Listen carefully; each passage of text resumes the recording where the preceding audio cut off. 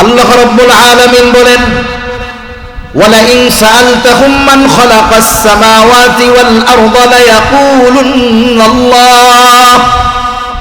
আপনি যদি তাদেরকে জিজ্ঞাসা করেন মান খালাকাস সামাওয়াতি ওয়াল আরদ, আসমান জমিনের স্রষ্টাকে, কাফেরদের যদি জিজ্ঞাসা করেন, তারা তাদের প্রশ্নের এই জবাবে তাদের উত্তর কি হবে? আল্লাহ তাআলা দুটো তাকিদ যোগ করে বলেন, লায়াকুলুন্নাল্লাহ। আপনার এই প্রশ্নের জবাবে অবশ্যই অবশ্যই তারা বলবে আসমান জমিনের স্রষ্টা হলেন আল্লাহ। এরপরে আল্লাহ তাআলা আরো এক জায়গায় বলেন, ওয়ালাইন সাআলতাহুম মান নাযালা মিনাস সামাই মাআন ফাআহইয়া বিহিল আরদা বা'দা মাউতিহা। আপনি যদি তাদেরকে জিজ্ঞাসা করেন মান নাযালা মিনাস সামাই মাআ, কে আসমান হতে পানি বর্ষণ করে। একটা সময় কিন্তু এখনকার মতো প্রযুক্তি ছিল না, গভীর নলকূপ ছিল না, টিউবওয়েল ছিল না। ওই আরবের মানুষেরাও ফসল উৎপাদনের জন্য আল্লাহ তাআলার বৃষ্টির জন্য অপেক্ষা করত। আল্লাহ তাআলা বলেন, আপনি যদি তাদেরকে জিজ্ঞাসা করেন মান নাযালা মিনাস সামাই মাআ, কে আসমান হতে পানি বর্ষণ করে, ওই পানি বর্ষিত পানির দ্বারা আল্লাহ রাব্বুল আলামিন ওই বর্ষিত পানি মাআন ফাআহইয়া বিহিল আরদা বা'দা মাউতিহা, এরপরে ওই বর্ষিত পানির দ্বারা কে মৃত জমিনকে পুনরায় পুনরুজ্জীবিত করে। অর্থাৎ চাষাবাদের অনুপযুক্ত জমিনটাকে আসমান হতে বর্ষিত পানির দ্বারা কে ফসল উৎপাদনের উপযোগী করে তোলে। ওরা ওদের দেব দেবীর কথা বলবে না। আল্লাহ তাআলা দুইটা তাকিদ যোগ করে বলেন, লায়াকুলুন্নাল্লাহ। অবশ্যই অবশ্যই তারা বলবে পানি বর্ষণ করেন আল্লাহ, জমিনকে চাষাবাদের উপযুক্ত করে তুলেন আল্লাহ। এরপরে আল্লাহ রাব্বুল আলামিন আরেক জায়গায় বলেন, আপনি তাদেরকে তাদের অস্তিত্বের ব্যাপারে জিজ্ঞাসা করবেন, ওয়ালাইন সাআলতাহুম মান খালাকাহুম লায়াকুলুন্নাল্লাহ। আপনি যদি তাদেরকে জিজ্ঞাসা করেন তাদেরকে সৃষ্টি করেছে, তারা তাদের দেবদেবীর কথা বলবে না। লায়াকুলুন্নাল্লাহ। অবশ্যই অবশ্যই তারা বলবে আমাদের স্রষ্টা আল্লাহ। ওয়ালাকাদ আতাইনা লুকমানাল হিকমাতা আনিশকুর লিল্লাহ। আল্লাহ রাব্বুল আলামিন বলেন, আমি লোকমানকে হিকমত প্রদান করেছি। হিকমত, হিকমত হলো দ্বীনের বুঝ, হিকমত হলো সত্য মিথ্যা পার্থক্য করার যোগ্যতা। এই গুরুত্বপূর্ণ গুণাবলীর সমন্বয়কে বলা হয় হিকমত। হযরত লোকমান তিনি নবী ছিলেন না, তিনি একজন প্রজ্ঞাবান ব্যক্তি, আলেম ছিলেন। তাফসীরের মধ্যে আসছে হযরত লোকমানের সামনে দুটো জিনিস পেশ করা হয়েছে, একটা হলো নবুয়াত আর একটা হলো হিকমত। হযরত লোকমান নবুয়াতের মতো মর্যাদাপূর্ণ বিষয়টাকে গ্রহণ করেন নাই, নেন নাই, তিনি হিকমতকে গ্রহণ করেছেন। প্রশ্ন করা হলো, লোকমান, প্রত্যেকটা নবী হিকমতওয়ালা, কোনো সন্দেহ নাই। আপনি যেই হিকমত গ্রহণ করেছেন, আপনি যদি নবুয়াত গ্রহণ করতেন অটোমেটিকলি আপনি হিকমতের মালিক হয়ে যাইতেন। এই রকম সুবর্ণ সুযোগ থাকার পরেও কেন আপনি নবুয়াত গ্রহণ না করে হিকমতকে গ্রহণ করলেন? হযরত লোকমান বললেন, শোনো, আল্লাহ তাআলা যদি নিজের থেকে আমার উপরে নবুয়াতের জিম্মাদারি দিয়ে দিতেন তাহলে আমি নালাই বলেন, লা ইন শাকারতুম লা আযীদান্নাকুম। শুকরিয়া যদি আদায় করি আল্লাহ রাব্বুল আলামিন আমাদের জন্য নেয়ামত আরো বাড়ায়া দিবে। নেয়ামতের শুকরিয়া আদায় যদি না করি আল্লাহ তাআলার লস বিষয়টা এমন নয়। আল্লাহ তাআলা বলেন, ওয়ামান কাফারা ফা ইন্নাল্লাহা গনিয়্যুন হামিদ। আর যারা কুফরি করে, শুকরিয়া আদায় করে না, আল্লাহ তাআলা বলেন নিশ্চয়ই আল্লাহ তাআলা গনিয়্যুন, অমুখাপেক্ষী, হামিদ সপ্রশংসিত সত্তা। এজন্য আল্লাহ তাআলা আমাদের প্রশংসার মুখাপেক্ষী নয়, বরং যদি আল্লাহর প্রশংসা করি লাভ আমাদের। আল্লাহ তাআলা হযরত লোকমানের এই পরিচয়টা আমাদের সামনে তুলে ধরছেন। তাহলে বলছিলাম যে পরিচয় কে করায় দিচ্ছে, এর দ্বারা ব্যক্তির ব্যক্তিত্ব সম্পর্কে বোঝা যায়। এখানে হযরত লোকমানের পরিচয় করায় দিচ্ছেন কে? আল্লাহ। তাহলে হযরত লোকমান সন্তানদেরকে যেই উপদেশগুলো দিয়েছে, এই উপদেশগুলো কতটা গুরুত্বপূর্ণ অল্প অল্প হলেও মোটামুটি আপনারা অনুধাবন করতে পারতেছেন আশা করি। এক নাম্বার, হযরত লোকমান সন্তানদেরকে ঈমান তাওহীদের শিক্ষা দিয়েছেন। আল্লাহ রাব্বুল আলামিন হযরত লোকমানের প্রথম উপদেশ সন্তানদের প্রতি, وَإِذْ قَالَ لُقْمَانُ لِابْنِهِ وَهُوَ يَعِظُهُ يَا بُنَيَّ لَا تُشْرِكْ بِاللَّهِ। হযরত লোকমান তার সন্তানদেরকে বলতেছে, وَهُوَ يَعِظُهُ, সে ওয়াজ করতেছে, ওয়াজ, ইয়া বুনাইয়া, হে আমার বৎস, হে আমার সন্তান, ইয়া বুনাইয়া, হে আমার বৎস। এটা তো বাংলা অর্থ বলা হইল, কিন্তু এই কথাটার মধ্যে একটা অন্তর্নিহিত মাধুর্যতা আছে, যেটা আরেক ভাষার অনুবাদের মাধ্যমে এটা বোঝানো যায় না। সেই জন্য আরবি ভাষার কিছু কথা আছে, বাংলার শাব্দিক অনুবাদের মাধ্যমে ওই শব্দের গভীরতা, ওই শব্দের বাস্তবতা উপলব্ধি করা যায় না।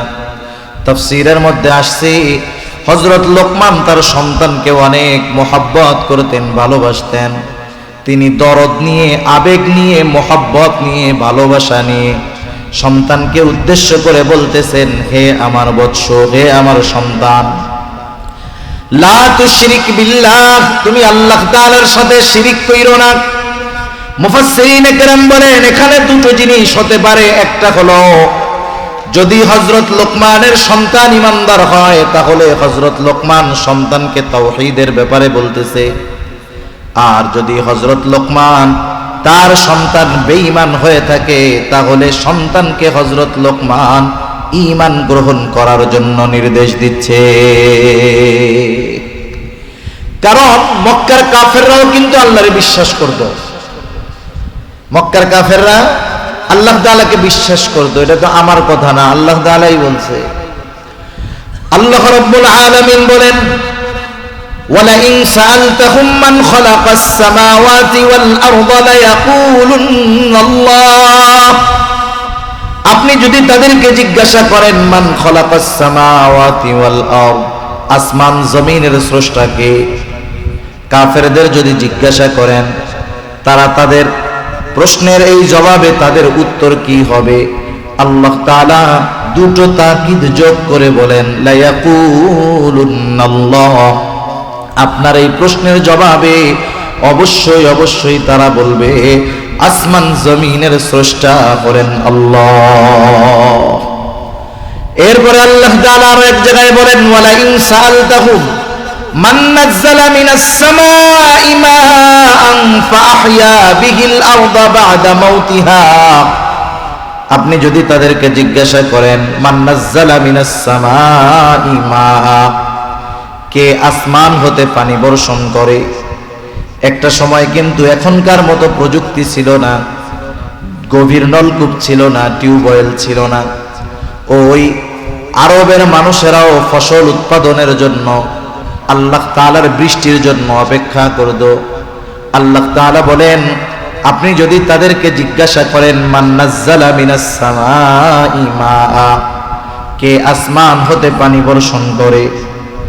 ওই পানি, বর্ষিত পানির দ্বারা আল্লাহ রাব্বুল আলামিন ওই বর্ষিত পানি মাআন ফাআহইয়া বিহিল আরদা বা'দা মাউতিহা, এরপরে ওই বর্ষিত পানির দ্বারা কে মৃত জমিনকে পুনরায় পুনরুজ্জীবিত করে। অর্থাৎ চাষাবাদের অনুপযুক্ত জমিনটাকে আসমান হতে বর্ষিত পানির দ্বারা কে ফসল উৎপাদনের উপযোগী করে তোলে। ওরা ওদের দেব দেবীর কথা বলবে না। আল্লাহ তাআলা দুইটা তাকিদ যোগ করে বলেন, লা ইয়াকুলুন্নাল্লাহ, অবশ্যই অবশ্যই তারা বলবে, পানি বর্ষণ করেন আল্লাহ, জমিনকে চাষাবাদের উপযুক্ত করে তুলেন আল্লাহ। এরপরে আল্লাহ রাব্বুল আলামিন আরেক জায়গায় বলেন, আপনি তাদেরকে তাদের অস্তিত্বের ব্যাপারে জিজ্ঞাসা করবেন। ওয়ালা ইন সাআলতাহুম মান খালাকাহুম লায়াকুলুন্নাল্লাহ। আপনি যদি তাদেরকে জিজ্ঞাসা করেন তাদের কে সৃষ্টি করেছে, তারা তাদের দেবদেবীর কথা বলবে না। লায়াকুলুন্নাল্লাহ, অবশ্যই অবশ্যই তারা বলবে আমাদের স্রষ্টা আল্লাহ। এই বিষয়গুলোর ব্যাপারে কাফেরদের যতটুকু বিশ্বাস ছিল, এই জামানায় অনেক মুমিনের ওই পরিমাণ বিশ্বাস নাই। যে তাদের এই বিষয়গুলোর ব্যাপারে তাদের বিশ্বাসের গভীরতা কত, যে তাদের এই বিশ্বাসগুলোর ব্যাপারে সাক্ষী দিচ্ছে আল্লাহ তাআলা। অথচ এই জামানায় অনেক মুমিনের মধ্যেও এই বিষয়গুলোর ব্যাপারে বিশ্বাস পাওয়া যাবে না। এজন্যই তো আমাদের দেশে এত মাজারে সিজদা দেওয়া হয় উপমহাদেশের মধ্যে, এই বিশ্বাসের গাফলতি এবং ত্রুটির কারণে। কাফেরদের মতো বিশ্বাসও যদি থাকতো আমাদের এই শ্রেণীর মুমিনদের, তাহলে বাংলাদেশ সহ গোটা দক্ষিণ এশিয়ায়, ভারতীয় উপমহাদেশে কমপক্ষে মাজার কবরে কেউ সিজদা দিত না। তাহলে হযরত লোকমান সন্তানকে 1 নম্বরে ঈমান অথবা তাওহীদের শিক্ষা দিচ্ছেন, বলতেছেন, হে আমার বৎস, লা তুশরিক বিল্লাহ, আল্লাহ তাআলার সাথে শিরিক কইরো না। কেন শিরিক করবা না? ইন্নাশ শিরকা লাযুলমুন আযীম, শিরিক হলো মহা জুলুম, মহা অন্যায়। শিরিক এমন এক পাপ, আল্লাহ তাআলা জানায় দেন তিনি যেই পাপ চান সেই পাপ আল্লাহ তাআলা ক্ষমা করে দিবেন, যেই গুনাহ আল্লাহর মন চায় ক্ষমা করে দিবে। কিন্তু কেউ যদি শিরিক করে, শিরিকের গুনাহ আল্লাহ তাআলা ক্ষমা করবে না। আল্লাহ তাআলা বলেন, ইন্নাল্লাহা লা ইয়াগফিরু আন ইউশরাকা বিহি ওয়া ইয়াগফিরু মা দুনা যালিকা লিমান ইয়াশা। আল্লাহ তাআলার সাথে যদি কেউ শিরিক করে আল্লাহ তাআলা ক্ষমা করবে না। অন্যান্য গুনাহ আল্লাহ তাআলার যেটা মন চায় আল্লাহ তাআলা ক্ষমা করে দিবে। তাওবা ছাড়া যদি মারা যায় তাহলে তার ঠিকানা হবে অনন্তকাল জাহান্নাম। কারণ যারা আল্লাহর সাথে শিরিক করে, আমাদের দেশে শিরিক বিজাত নাই। মুমিনরা তো 2 খোদা, এ কথা বলবে না। ইহুদি নাসারাদের গ্রুপ আছে, ওরা কেউ বলে 2 খোদা, কেউ বলে 3 খোদা। কিন্তু আমাদের দেশে উপমহাদেশের মুসলমান যারা, এরা কেউ এ কথা বলে না যে আল্লাহ 2 জন, এ কথা কেউ বলে? কেউ বলে না। কিন্তু এরা আল্লাহ তাআলার সিফাত গুণাবলীর সাথে শিরিক করে। এমন কিছু বিষয় যেগুলো আল্লাহ ছাড়া দেওয়ার ক্ষমতা কারো নাই, ওই বিষয়গুলো পীরের কাছে চায়, মাজারে গিয়ে চায়, কবরে গিয়ে চায়।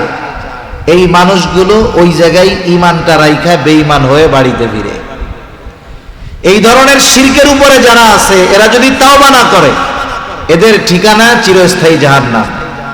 হয়তো মুসলিম সমাজে বসবাস করতেছে, তার জানাজাও হয়তো আমরা পড়ব, তার জন্য হয়তো দোয়াও হবে সারা বছর, কিন্তু সে তার কর্মের কারণে কোন সময় বেঈমান হয়ে গেছে এটা তো আর আমরা জানি না, ঠিক কিনা বলেন? এজন্য আল্লাহ তাআলা সবাইকে বুঝবার তৌফিক দান করেন।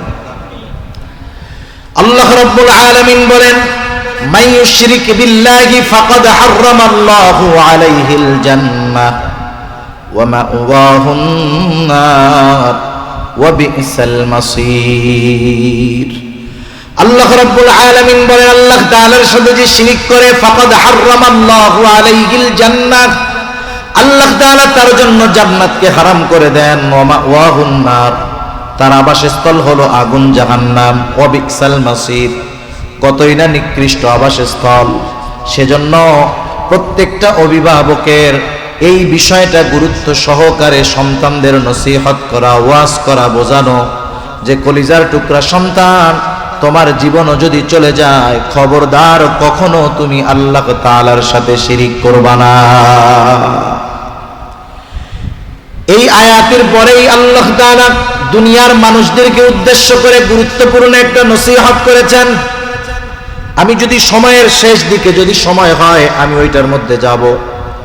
আমার মূল উদ্দেশ্য বলা হযরত লোকমান কর্তৃক সন্তানকে করা নসিহতগুলো একটু জেহেন লাগায়া দিল লাগায়া শুনবেন। তাহলে 1 নাম্বার, হযরত লোকমান তার সন্তানকে ঈমান অথবা শিরকের ব্যাপারে ওয়াজ করেছেন। 2 নাম্বার, আকীদা আল্লাহর কুদরতের ব্যাপারে সন্তানকে তিনি নসিহত করেছেন, ওয়াজ করেছেন।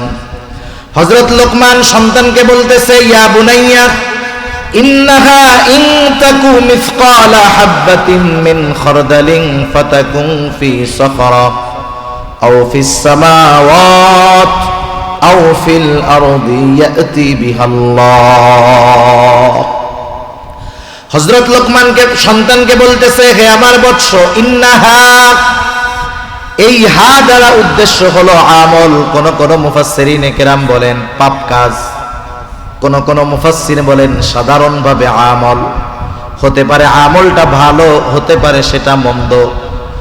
এই উদ্দেশ্য যদি, এই অর্থটা যদি ধরা হয় তাহলে অর্থ হলো, হে আমার সন্তান, তোমার ওই আমলটা সেটা ভালো হোক আর মন্দ হোক, তোমার ওই আমলটা যদি সরিষা দানা পরিমাণও হয়, ইন্নাহা ইন তাকু মিসকালা হাববাতিন মিন খারদাল, ওই সরিষা দানা পরিমাণ আমলটা যদি ফাতাকুন ফি সাখরা, তুমি যদি কোনো পাথরের মধ্যেও করো, আও ফিস সামাওয়াত, তুমি যদি আসমানের মধ্যেও করো, আও ফিল আরদ, জমিনের মধ্যেও যদি করো, ওই সরিষা দানা পরিমাণ আমলটা, সেটা নেক আমল হোক আর বদ আমল হোক, ইয়াতি বিহাল্লাহ, তোমার ওই সরিষা দানা পরিমাণ আমলটাও যিনি হাজির করবেন তিনি কে?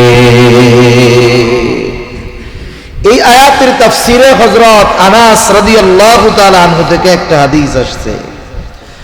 রাসূলুল্লাহ সাল্লাল্লাহু আলাইহি ওয়াসাল্লাম বলেন, কেউ যদি এমন কোন পাথরের মধ্যে গিয়ে আমল করে যেই পাথরের দরজাও নাই জানালাও নাই, বলেন তো যেই পাথরের মধ্যে যাওয়া যাবে না, দরজা নাই জানালা নাই, সেই পাথরের মধ্যে কি আমল করা সম্ভব নাকি? সম্ভব নয়। কোন ব্যক্তি যদি এই অসম্ভবকে সম্ভব করেও পাথরের মধ্যে গিয়া আমল করে, আমলটা যত ক্ষুদ্র হোক না কেন, কিয়ামতের দিন আল্লাহ তাআলা বান্দার ওই আমলটাকেও হাজির করবে। আল্লাহ তাআলার কুদরতের ব্যাপারে হযরত লোকমান সন্তানকে বলতেছে যে, সন্তান, যেই আল্লাহ এই সরিষা দানা পরিমাণ আমলটা যেখানেই হোক না কেন হাজির করতে পারে, সেই আল্লাহ তাআলার ক্ষমতা কত, এই বিষয়টা মাথায় রাখার দরকার। আমরা যদি আমাদের সন্তানদেরকে এই ব্যাপারে দৃঢ় বিশ্বাসী বানাতে পারি যে তুমি হয়তো আমার সামনে পাপ করবা না, অপরাধ করবা না, আমার অগোচরে গিয়ে যদি করো, পাপটা যত ছোট হোক, একাকী করো আর বন্ধুদের সাথে করো, আলোতে করো আর আধারে করো, আমি যদি নাও জানি তোমার আল্লাহ কিন্তু এটা দেখতেছে, এই বিশ্বাস যদি আমার আপনার সন্তানের অন্তরে বদ্ধমূল করে দিতে পারি, তাহলে আশা করা যায় এই সন্তান যেখানেই যাক না কেন, আশা করা যায় আল্লাহ তাআলার রহমতে সে পাপের থেকে হেফাজত থাকবে। ঠিক কিনা বলে? আরে দুনিয়াতে কত মানুষ ভ্রান্ত পথে আছে, সারা দেশের ওলামায়ে কেরাম কোরআন হাদিস দিয়ে বুঝিয়েও ওই ভ্রান্ত পথ থেকে তাদের ফেরত আনতে পারে না। তাদের ওই ভ্রান্ত বিশ্বাসটা দিলের মধ্যে এমন ভাবে গাইতে গেছে যে সে ওই পাপ কাজ বা ওই কাজের দিকেই থাকবে। তাহলে আমি আপনি যদি আমার আপনার সন্তানের অন্তরে এই বিষয়ে বদ্ধমূল করে দিতে পারি যে তুমি যেখানেই যাও না কেন, যাই করো না কেন, আল্লাহ তাআলা কিন্তু সব দেখেন। কেন? ইন্নাল্লাহা লাতীফুন খবীর, তিনি হলেন সূক্ষ্মদর্শী, সর্বাজ্ঞ, সব কিছু জানেন, দেখেন। সেই বিষয়টা যত ক্ষুদ্র হোক আর যত বড় হোক, কোনো কিছুই আল্লাহ তাআলার সীমানার বাইরে না। এ বিশ্বাস সন্তানদের অন্তরে বদ্ধমূল যদি করা যায়, তাহলে প্রথমে তার ঈমান ঠিক হলো, সাথে সাথে আকীদাও ঠিক হলো। ইবাদতের ক্ষেত্রে ঈমান আকীদা যদি ঠিক না হয়, ইবাদত কোনো কাজে আসে না। এজন্য হযরত লোকমান সন্তানকে প্রথমে ঈমানের ব্যাপারে, এরপরে আকীদার ব্যাপারে শিক্ষা দিলেন। এরপরে হযরত লোকমান সন্তানকে ইবাদতের ব্যাপারে উপদেশ দিচ্ছেন। হযরত লোকমান এবার সন্তানকে তৃতীয় উপদেশ দিচ্ছেন ইবাদতের। ইয়া বুনাইয়া আকিমিস সালাহ ওয়া'মুর বিল মা'রুফি ওয়ানহা আনিল মুনকার ওয়াসবির আলা মা আসাবাক ইন্না যালিকা মিন আজমিল উমুর। হযরত লোকমান সন্তানকে বলতেছে, হে আমার বৎস, তুমি নামাজ কায়েম করো, আকিমিস সালাহ। রাসূল আকরাম সাল্লাল্লাহু আলাইহি ওয়াসাল্লাম বলেন, তোমরা তোমাদের সন্তানদের বয়স যখন 7 হবে নামাজের জন্য আদেশ করো। 10 বছর বয়স নামাজ না পড়লে প্রহার করো, সাথে সাথে 10 বছর বয়সে তার বিছানাটা তোমরা আলাদা করে দাও। তাহলে 7 বছরে নামাজের আদেশ, 10 বছরে নামাজ না পড়লে পিটানি, সাথে সাথে বিছানাটাও আলাদা করে দিতে হবে। একটু খেয়াল দিয়ে শুইনা আমাকে একটা প্রশ্নের জবাব দিবেন। বলেন তো, আমি আপনি যদি এমন কোনো কাজ কাউকে আদেশ করি, যেই কাজে আমি তাকে অভ্যস্ত করি নাই, যেই কাজ আমি তাকে শিখাই নাই, হঠাৎ করে যদি ওই কাজের আদেশ দেই, বলেন তো এই আদেশ দেওয়া ঠিক হবে নাকি? তার মানে 7 বছরে যদি নামাজের আদেশ করতে হয়, তাহলে নামাজ তো শেখাইতে হবে আরো আগে। এই জন্যই দরকার আমরা মাঝে মধ্যে বাসার মধ্যে সুন্নাত নফলগুলা পড়ব। এতে লাভ কি? কারণ মা বোনেরা নামাজ পড়েন ঘরের অন্দরমহলে, অন্ধকার জায়গায়। আর ছোট বাচ্চা যারা, এরা অন্ধকার পছন্দ করে না, আলো পছন্দ করে, খোলা জায়গা পছন্দ করে। আপনার সন্তান আছে, আপনি মুরব্বী, আপনার নাতিপোতা আছে, আপনি যদি নামাজে দাঁড়ায় যান খোলা জায়গায়, বারান্দায়, আপনি আমি নামাজে দাঁড়ানোর সাথে সাথে ছোট বাচ্চাটা 2 বছর 3 বছর 2.5 বছর বয়স, আপনি নামাজে দাঁড়ানোর সাথে সাথে সেও আপনার আমার পাশে এসে দাঁড়ায়া যাবে। এই যে একটা অভ্যাস হবে দেখতে দেখতে। কারণ ছোট বাচ্চাদের অভ্যাস হলো এইটা, সে তার বাপ দাদাকে, চাচাকে যেই কাজ করতে দেখে ওইটারেই সে ভালো মনে করে। খারাপটা দেখলেও কিন্তু সে ফজিলত মনে করে ওই কাজ করবে। মনে করেন কি হবে, গ্রাম অঞ্চলে অনেক জায়গায় আছে যে ছোট বাচ্চা তার সামনে বিড়ি সিগারেট খায়। এখন বাপ সিগারেট খাওয়ার পরে বা বিড়ি খাওয়ার পরে ওই পেছনের অংশটা ফালায় রেখে গেছে। এতক্ষণ পাশে বসে ছেলে দেখছে, আরে আমার বাপ কত ফজিলতের কাজ করছে। এবার বাপ যেই গেছে ও উঠায় ওটা টানা শুরু করছে। এই যে আমলে অভ্যস্ততা আপনি বানাই দিলেন। সেজন্য আমাদের সন্তানেরা কিছু কিছু বদ অভ্যাসে অভ্যস্ত হয়, এর জন্য অভিভাবক অন্যতম দায়ী না।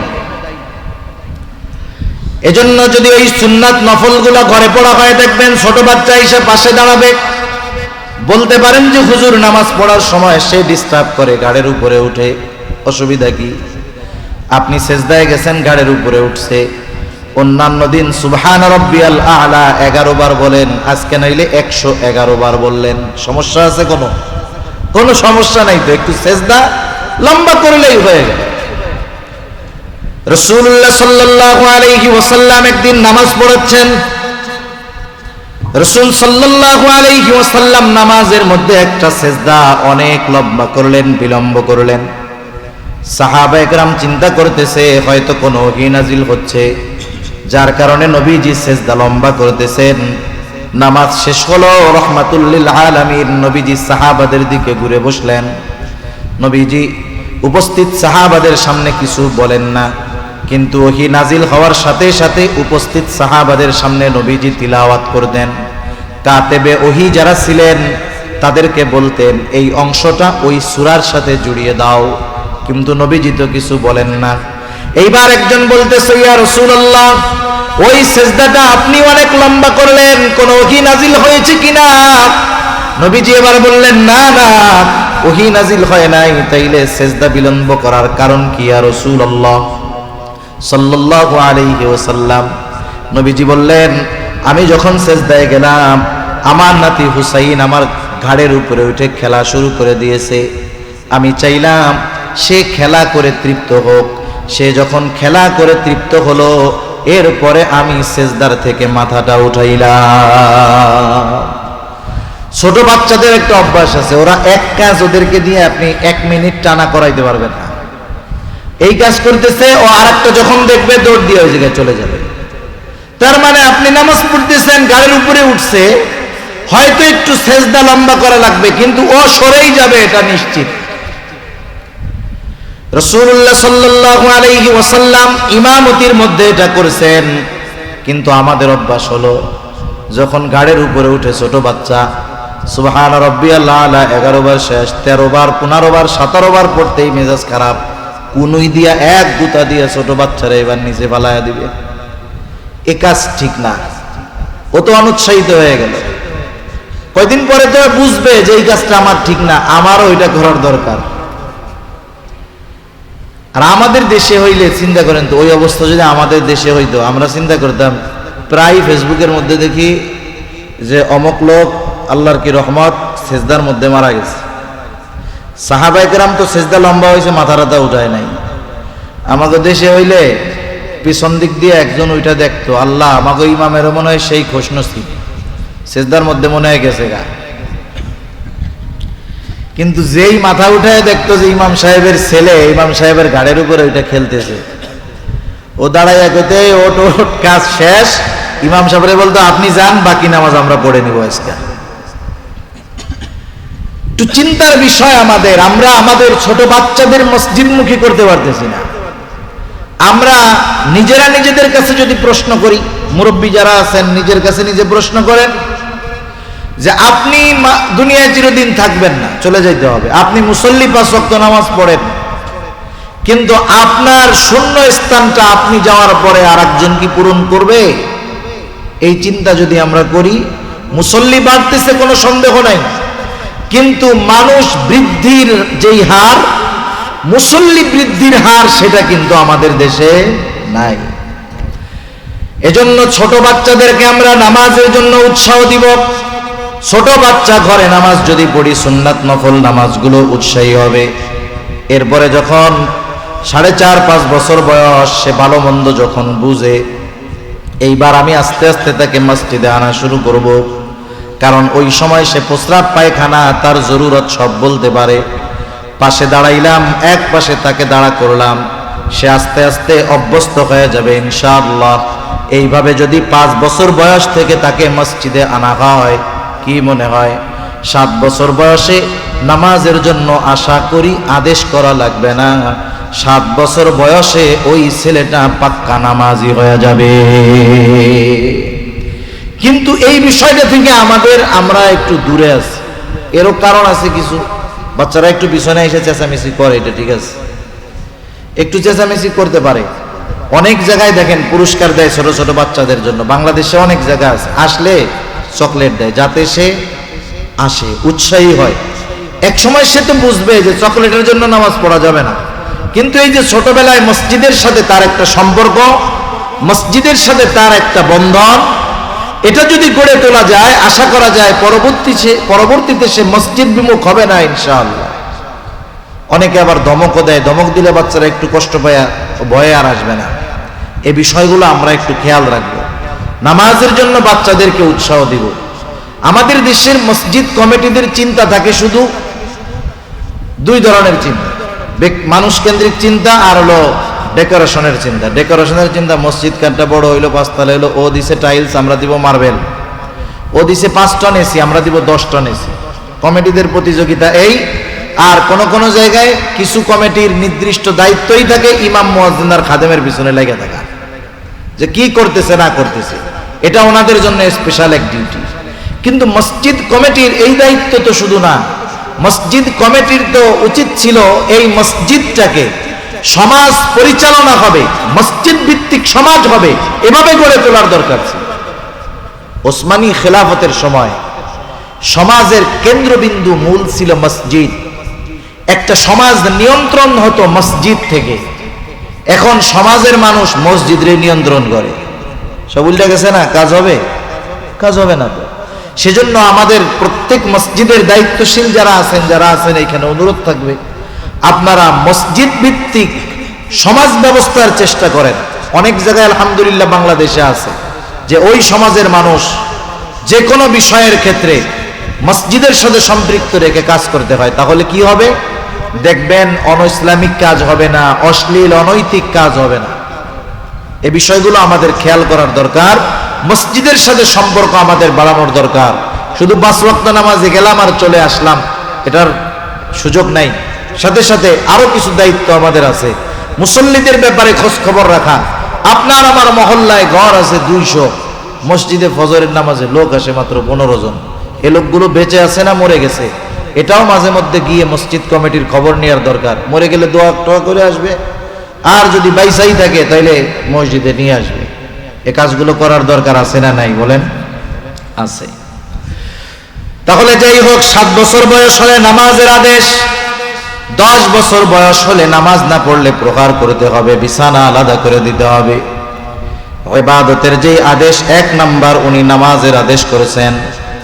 2 নাম্বার যে আমল ইবাদত, এইবার বলতেছেন ওয়া'মুর বিল মারুফ ওয়ানহা আনিল মুনকার, ভালো কাজের আদেশ করো, অসৎ কাজের নিষেধ করো। ভালো কাজের আদেশ, অসৎ কাজের নিষেধ করতে গেলে বিপদ আপদ আছে না নাই? একটা সময় তো মানুষের অভ্যাস এমন ছিল যে মনে করেন কথার কথা, আমি গুনাহ করতেছি, গুনাহ। এক আল্লাহর বান্দা আমারে এসে বলল যে এটা কিন্তু গুনার কাজ, কইরো না। এক সময় মানুষের মন মানসিকতা এরকম ছিল, যখন জানছে গুনার কাজ বলছে আস্তাগফিরুল্লাহ, মাপ চাই, আমি আর এটা করব না, বাদ দিয়ে দিছে। এরপরের জামানায় কেমন হইল? অপরাধ করতেছি, একজন বলছে এটা গুনার কাজ, বাদ দেয় নাই, কিন্তু সে নমনীয় হয়েছে, মাইনা নিছে যে গুনার কাজ। আর এখনকার জামানা হলো এরকম যে একজনকে বলা হয়েছে গুনার কাজ, সে তো বাদ দিলই না, অনুতপ্ত হলো না, বরং গুনার কাজ বলার পরে সে আরো অহংকারের সাথে তেড়ে আসে। আছে কি নাই বলেন? একজন মানুষের মধ্যে হেদায়েত আসার কিছু লক্ষণ আছে। আল্লাহ তাআলা চাইলে লক্ষণ মক্ষণ কিচ্ছু লাগে না, এমনিই সব হয়। লক্ষণ বলতে আবার ওই যে অন্য ধর্মের ওই লক্ষণ না, এটা বাংলা শব্দ লক্ষণ আর কি, আলামত। একটা মানুষ তার মধ্যে হেদায়েতের আলো জ্বলবে কিনা এর কিছু আলামত আছে। যেমন 2 জন পাপী মনে করেন, একই গুনাহ করে তারা, আপনি একজনকে কোরআন হাদিস দিয়ে বুঝায় বললেন যে এই পাপ কাজটা কিন্তু খুব গুনার কাজ, কোরআন হাদিসে আসছে, এই কাজটা আর কইরো না। সে পাপ না ছাড়ুক, সে নমনীয় হবে যে যাক আমি এই কাজটা ছাড়ার চেষ্টা করব। একই পাপ আরেকজন করে, আপনি তাকে যখন বললেন, কোরআন হাদিস দিয়েই বললেন, বুঝায় টুজায় বললেন, সে নমনীয় তো বহুদূর, সে উল্টা আপনার উপরে গরম হয়ে বলছে আরে আমারটা আমি খাই, আপনারটা আপনি খান, আপনার কবরে আপনি যাবেন, আমার কবরে আমি যাবো, মিয়া আপনি নিজের চরকায় তেল দেন। এরকম লোক আছে না? ওই প্রথম যে ব্যক্তি শোনার পরে নমনীয় হয়েছে, আল্লাহ চাইলে ওর হেদায়েত হতে পারে, কিন্তু বলার পরেও যার প্রতি উত্তর আরো কঠোর। আল্লাহ চাইলে সব সম্ভব, কিন্তু সাধারণ দৃষ্টিকোণ থেকে ওই ব্যক্তির হেদায়েত বড় কঠিন। আল্লাহ চাইলে সম্ভব। এখন তো এমন এক জামানা, অন্যায় কাজে বাধা দিলে বললে জীবন নাশ করে ফেলে, কোনো টেনশন নাই, কে বললো দেখে না, কে বললো এটা চিন্তা করেন। এই যেমন আমাদের হবিগঞ্জ জেলার মাধবপুর থানায় মসজিদের মুয়াজ্জিন সাহেব, মুরব্বী, 60 বছরের মতো বয়স, ঈদের দিন গান বাদ্য বাজাচ্ছে ছেলেরা, উনি সাউন্ড কমাইতে বলছে, বন্ধ করতে কয় নাই, সাউন্ডটা কমাইতে বলছে, এই জন্য তারে পিটায় হত্যা করে ফেলা হলো। তাহলে কেমন এক অবস্থা, কেমন এক সমাজ সামনে আসতেছে। এভাবে যদি চলতে থাকে 15-20 বছর পর নামাজ পড়া যাবে কিনা আল্লাহই ভালো জানে, আজান দেওয়া যাবে কিনা আল্লাহই ভালো জানে। সেজন্য প্রত্যেকের অবস্থান থেকে ওই অবস্থা সৃষ্টি হওয়ার আগে সমাজ পরিবর্তনের জন্য চেষ্টা করার দরকার আছে না নাই?